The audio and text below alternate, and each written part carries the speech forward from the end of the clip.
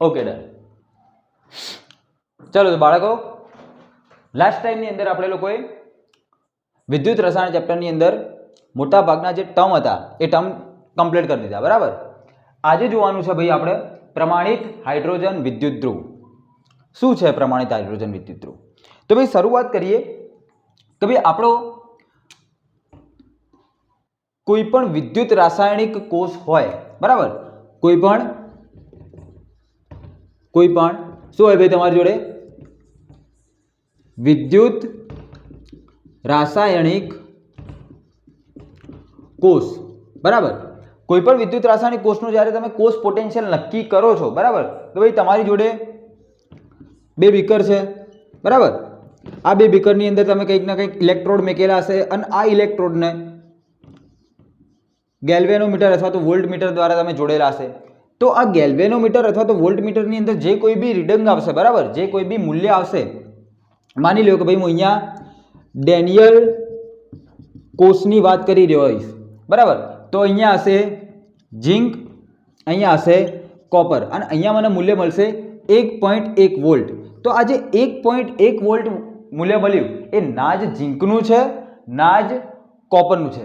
એ આ જે 1.1 વોલ્ટ મૂલ્ય મળ્યું એ આખા કોષનું મૂલ્ય મળ્યું. કેટલાનું મૂલ્ય મળ્યું ભાઈ? મને આખા કોષનું મૂલ્ય મળ્યું. મારે શોધવું શું છે ભાઈ? હવે મારે આ ઝિંકનો રિડક્શન પોટેન્શિયલ શોધવો છે, મારે આ કોપરનો સ્વતંત્ર રીતે રિડક્શન પોટેન્શિયલ શોધવો છે, બરાબર. પણ આપણે જે કોઈ બી વિદ્યુત રાસાયણિક કોષ બનાવીએ છીએ તો એની અંદર મને એનો સ્વતંત્ર રીતે કોઈનો પણ રિડક્શન પોટેન્શિયલ મળશે નહીં. તો કોઈ પણ પદાર્થનો, કોઈ પણ ઘટકનો, કોઈ પણ વિદ્યુત ધ્રુવનો વ્યક્તિગત રિડક્શન પોટેન્શિયલ શોધવો હોય તો એની શોધ કરવા માટે, બરાબર, તો એ મેળવવા માટે આપણે કોનો યુઝ કરવો પડે છે ભાઈ? પ્રમાણિત હાઇડ્રોજન વિદ્યુત ધ્રુવનો ઉપયોગ કરવો પડે છે. તો કોઈ પણ વિદ્યુત રાસાયણિક કોષની અંદર કોષમાં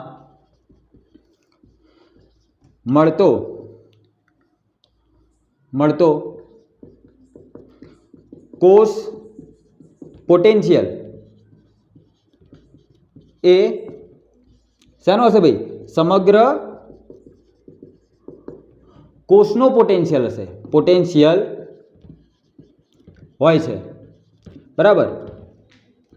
જો મારે કોઈ પર્સનલી કોઈ વ્યક્તિગત વિદ્યુત ધ્રુવનો કોષ પોટેન્શિયલ શોધવો હશે તો મારે કોનો ઉપયોગ કરવો પડશે ભાઈ? પ્રમાણિત હાઇડ્રોજન વિદ્યુત ધ્રુવનો ઉપયોગ કરવો પડશે. તો અહીં કોઈ અર્ધકોષનો વિદ્યુત પોટેન્શિયલ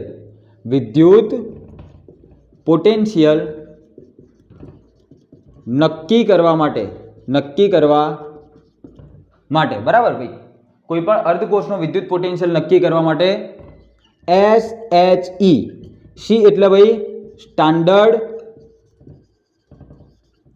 હાઇડ્રોજન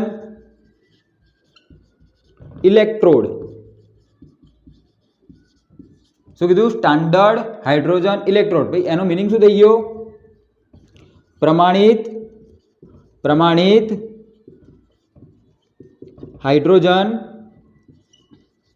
વિદ્યુત ધ્રુવ. Okay done. તો અહીં કોઈ પણ પ્રકારના અર્ધકોષનો વિદ્યુત પોટેન્શિયલ નક્કી કરવા માટે પ્રમાણિત હાઇડ્રોજન વિદ્યુત ધ્રુવનો ઉપયોગ કરવામાં આવે છે. ક્લિયર ભાઈ? ચલો હવે વાત કરીએ ભાઈ પ્રમાણિત હાઇડ્રોજન વિદ્યુત ધ્રુવ હોય કેવો. ક્લિયર? તો ભાઈ ધ્યાન રાખજો કે ભાઈ પ્રમાણિત હાઇડ્રોજન વિદ્યુત ધ્રુવની રચનાની અંદર તમારે એક બીકર લેવાનું હશે. આ એક બીકરની અંદર કાચની પોલી નળી મૂકવાની હશે. શું મૂકવાનું હશે ભાઈ? એક કાચની પોલી નળી મૂકવાની હશે. ક્લિયર? ઊંધી કાચની પોલી નળી મૂકશું. આ કાચની પોલી નળીની અંદરથી આપણે પ્લેટિનમ તાર પસાર કરવાનો હશે. શું પસાર કરવાનો છે ભાઈ? પ્લેટિનમ તાર પસાર કરવાનો છે. અને આ પ્લેટિનમ તારના તળિયે પ્લેટિનમ બ્લેકનું સ્તર ચડાવેલ પ્લેટિનમની પટ્ટી લગાવવાની હોય છે. આ શું છે? આ છે ભાઈ પ્લેટિનમ તાર. ક્લિયર? ચલો, આ જગ્યા શેની માટે રાખી ભાઈ? અહીંયાથી આપણે 1 બાર દબાણે, કેટલા? 1 બાર પ્રેશરથી H2 વાયુ પસાર કરશું. શું કરશું ભાઈ? અહીંથી આપણે 1 બાર દબાણે H2 વાયુ પસાર કરશું અને આ જે બીકર હશે એ બીકરની અંદર હું એસિડ લઈશ. શું લઈશ? એસિડ લઈશ. કેવો એસિડ લઈશ? કે જે એસિડ H+ નું નિર્માણ કરતો હોય. શેનું ભાઈ? H+ મુક્ત કરતો એસિડ. બરાબર?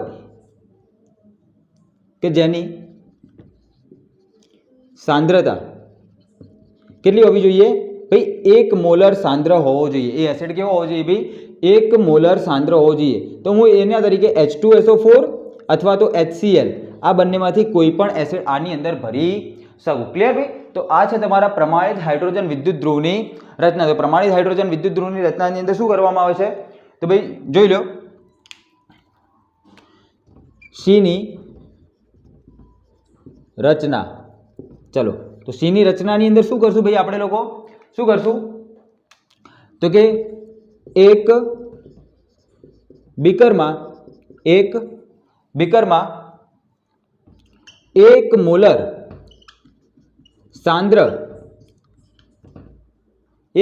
સાંદ્ર એસિડ ઉમેરવામાં આવે છે.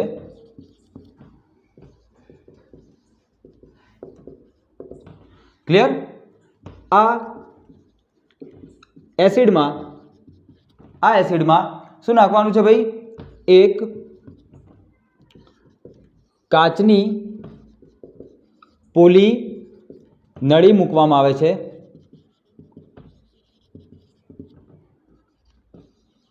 આ કાચની પોલી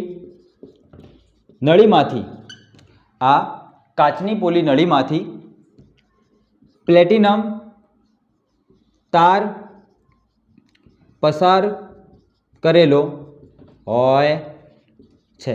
સિમ્પલ. નોટ્સ બનાવતા રહેજો ભાઈ. ચલો, બીજું શું હશે?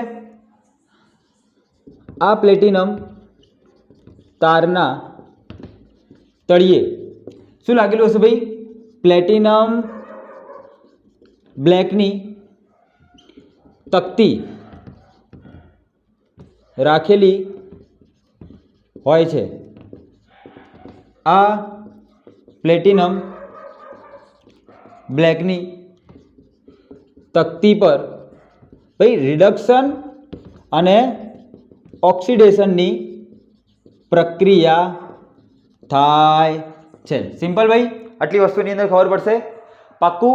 ચલો, પોલી કાચની નળીમાં 1 બાર દબાણે શું પસાર કરવાનું હશે ભાઈ? 1 બાર દબાણે H2 વાયુ પસાર કરવામાં આવે છે. ક્લિયર ભાઈ? તો આ છે તમારા પ્રમાણિત હાઇડ્રોજન વિદ્યુત ધ્રુવની કમ્પ્લેટ સંરચના. બરાબર? તો શું હશે આ રચનાની અંદર? તો ભાઈ ધ્યાન રાખજો ભાઈ, આપણે એક કાચનું બીકર લઈશું. એ બીકરની અંદર આપણે શું ભરેલું હશે ભાઈ? 1 મોલર H+ ની સાંદ્રતા ધરાવતો એસિડ લઈશું. કે ભાઈ એ એસિડ H2SO4 પણ લઈ શકો, HCl પણ લઈ શકો. તમારે ખાલી એવો એસિડ લેવાનો હશે કે જે શું ઉત્પન્ન કરતું હોય? H+ આયન ઉત્પન્ન કરતું હોય. આ એસિડની અંદર શું મેકશું ભાઈ? ઊંધી એક કાચની પોલી નળી મેકશું કે જેની ઉપર એક જગ્યા આપેલી હશે. બરાબર? કે એની અંદરથી શું કરશું ભાઈ? 1 બાર દબાણે H2 વાયુને આપણે અંદર પસાર કરી શકીએ. આ કાચની પોલી નળીની અંદરથી પ્લેટિનમ તાર પસાર કરેલો હશે. આ પ્લેટિનમ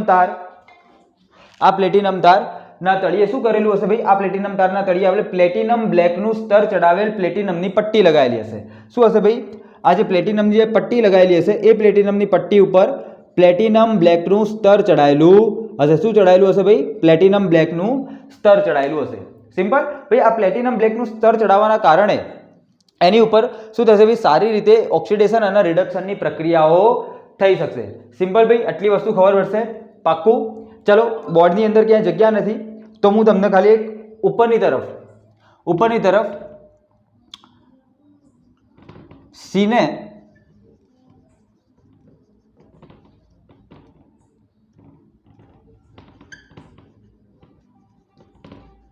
સી નું કોષ નિર્દેશન કેવી રીતે કરવું?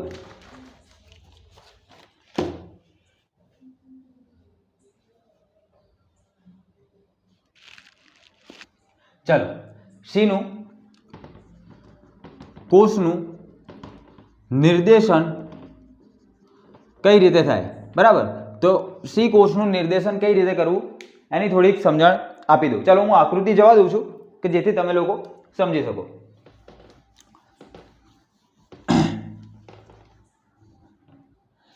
માની લો ભાઈ કે ભાઈ સી કોષનું નિર્દેશનની અંદર જે સી છે, ભાઈ પહેલી વસ્તુ તમારા મગજમાં રાખજો કે ભાઈ આ સી છે એ એક વિદ્યુત ધ્રુવ છે. શું છે? એક વિદ્યુત ધ્રુવ, બરાબર? સી શું છે? એક વિદ્યુત ધ્રુવ છે. બીજી એક વસ્તુ કે ભાઈ સી નો સ્ટાન્ડર્ડ ઇલેક્ટ્રોડ પોટેન્શિયલ, બરાબર, રિડક્શન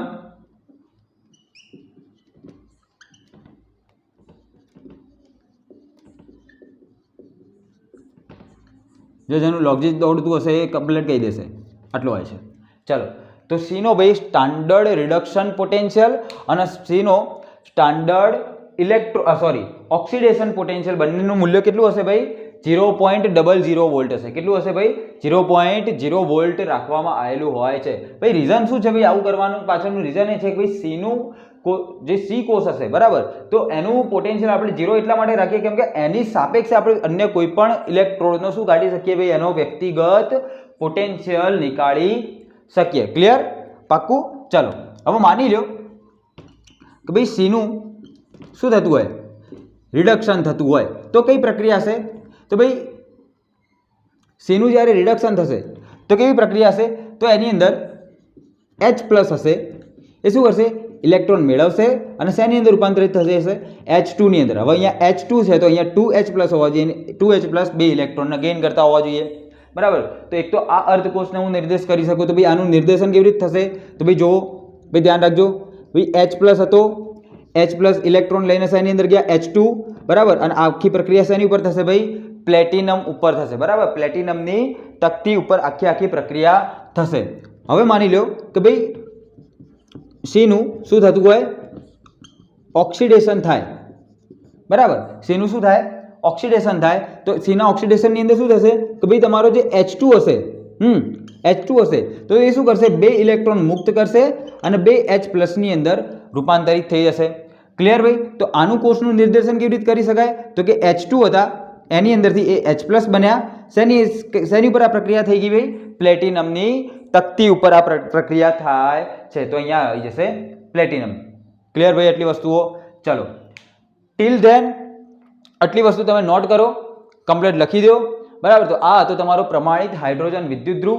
નેક્સ્ટ લેક્ચરની અંદર આપણે ડેનિયલ કોષ માટે પ્રમાણિત હાઇડ્રોજન વિદ્યુત ધ્રુવ દ્વારા ભાઈ ઝિંક અને કોપરનું પર્સનલી વ્યક્તિગત ઇલેક્ટ્રોડ પોટેન્શિયલ, એ લોકોનો રિડક્શન પોટેન્શિયલ કેવી રીતે નીકાળવો, બરાબર, એની ચર્ચા કરીશું, એ શીખીશું. ઓકે, ધેન તૈયારી કરો, મસ્ત રહ્યો, મજામાં રહ્યો.